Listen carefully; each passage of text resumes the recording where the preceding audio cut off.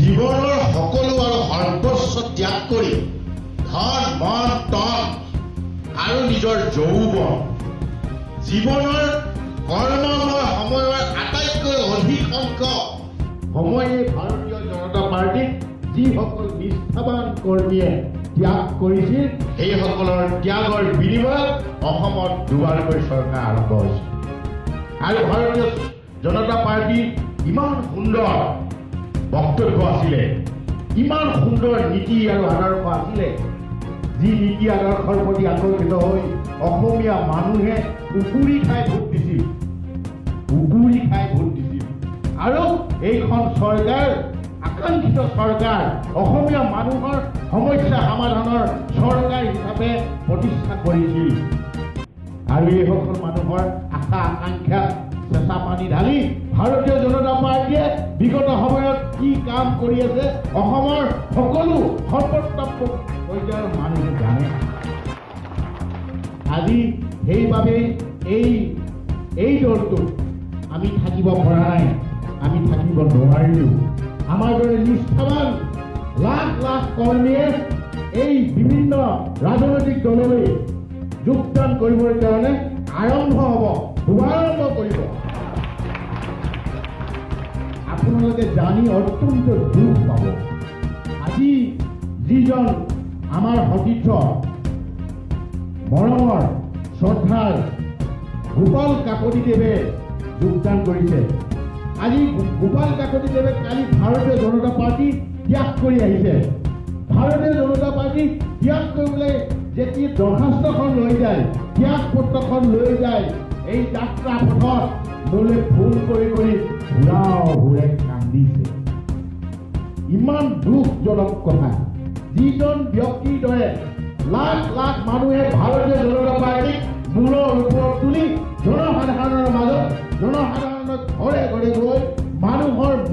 মনস্তত্ব জয় কৰি ভোট দিয়াইছিল আৰু আজি সেইখন চৰকাৰে কাৰ কাৰণে কাম কৰি আছে আপোনালোকে নিশ্চয় জানে এইবিলাক পৰৱৰ্তী সময়ত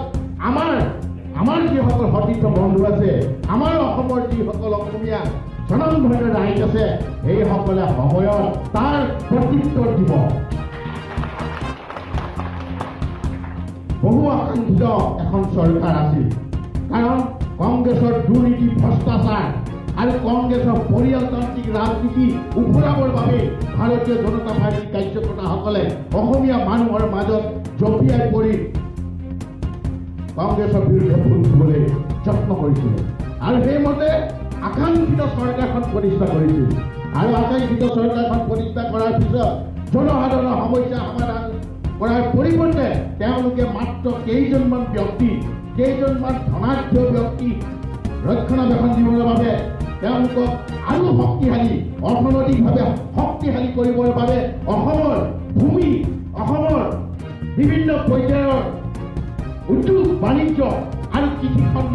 সেইসকল ধনাঢ্য ব্যক্তিৰ হাতত এইখন চৰকাৰে গতাই দিবলৈ ইতিমধ্যে প্ৰাণ পাতিছে আপোনালোকে নিশ্চয় জানে ইয়াৰ উপৰিও কেৱল অসমৰ এটা পৰিয়ালে অসমৰ যিসমূহ চৰকাৰী উৰ্বৰ আৰু উচ্চ ভূমি আছে সেই উচ্চ ভূমিসমূহ বিঘাই হেজাৰ বিঘাই নিজৰ নামত লিখাই লৈছে আপোনালোকে নিশ্চয় জানে ইয়াৰ উপৰিও যিসমূহ আমাৰ কোম্পানীৰ বাগান আছিল যিসমূহ আমাৰ চৰকাৰৰ আওতাত চলি থকা চাহ বাগান আছিল সেই চাহ বাগানসমূহ নিজৰ নামত লিখাই লোৱাৰ যি অভিসন্ধি কৰি আছে এই কথা আপোনালোকে নিশ্চয় জানে আজি এই মঞ্চৰ পৰা অসমৰ স্বনামধন্য আমাৰ আটাইতকৈ বুকুৰ আমঠু এইসকল অসমীয়া মানুহক অসমৰ খিলঞ্জীয়া মানুহৰ অসমৰ খিলঞ্জীয়া ভূমিপুত্ৰসকলক মই আহ্বান কৰিব খোজো মই কামভাৱে অনুৰোধ কৰিব খোজো যাতে 26 চনত পণ ল'ব লাগে অহা 2026 চনত পণ ল'ব লাগে এইখন স্বৈৰাচাৰী একনায়কত্ববাদী এইখন অসমীয়া সমাজৰ পৰিপন্থী চৰকাৰ উফৰাই অসমৰ মিত্ৰজোঁটৰ চৰকাৰ প্ৰতিষ্ঠা কৰি এখন সুস্থ সবল আৰু অসমীয়া সমাজৰ অসমীয়া সংস্কৃতি মাটি ভেটি সুৰক্ষা কৰিব পৰা এখন চৰকাৰ থকা আমাক লাগে আৰু সেইবাবেই সমস্ত ত্যাগ কৰি আজিও ভাৰতীয় জনতা পাৰ্টীৰ চৰকাৰ জয় জয় ময় হৈ থকা সময়ত আমি ত্যাগ কৰি ক'লৈ আহিছোঁ? ৰাইজৰ দললৈ। কিয় আহিছোঁ ৰাইজৰ দললৈ? ৰাইজৰ দললৈ আমি এইকাৰণেই আহিছোঁ, এটা সৰু দল। কেইবছৰমানৰ আগতে শুভাৰম্ভ হোৱা একেবাৰে চালুকীয়া এটা দল। এই দলটোলৈ আমি কিয় আহিছোঁ? কাৰণ আপোনালোকে দেখিছে এই দলটো যিজন ব্যক্তিৰ নেতৃত্বত আৰু যিজন ব্যক্তিয়ে বিগত সময়ত অসমীয়া মানুহৰ, অসমৰ খিলঞ্জীয়া জাতি জনগোষ্ঠী ভূমি সুৰক্ষাৰ কাৰণে, সংস্কৃতি সুৰক্ষাৰ কাৰণে, সম্পত্তি সুৰক্ষাৰ কাৰণে, আত্মসংস্থাপনৰ কাৰণে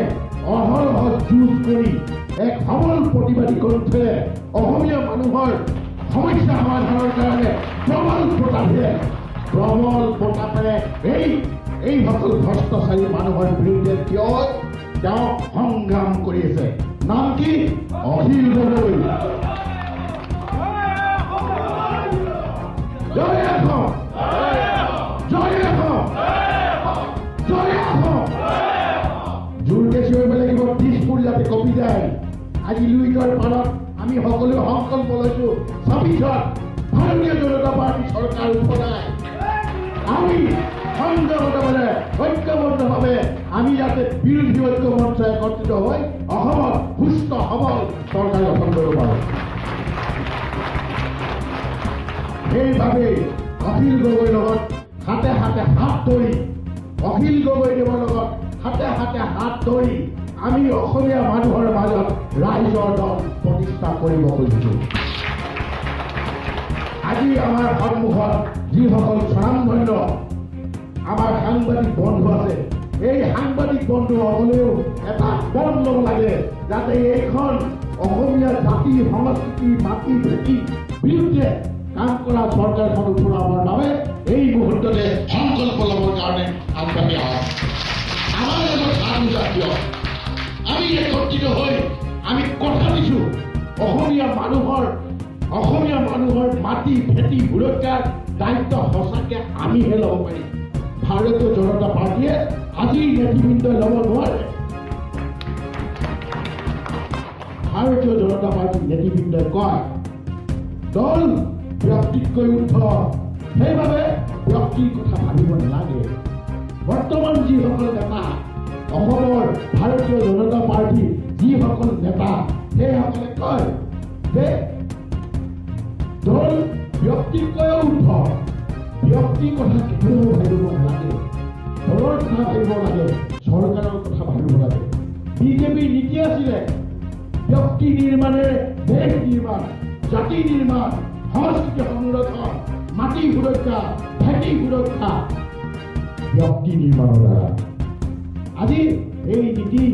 বৰ্তমান অসমৰ ভাৰতীয় জনতা পাৰ্টীৰ এই দলত নাই।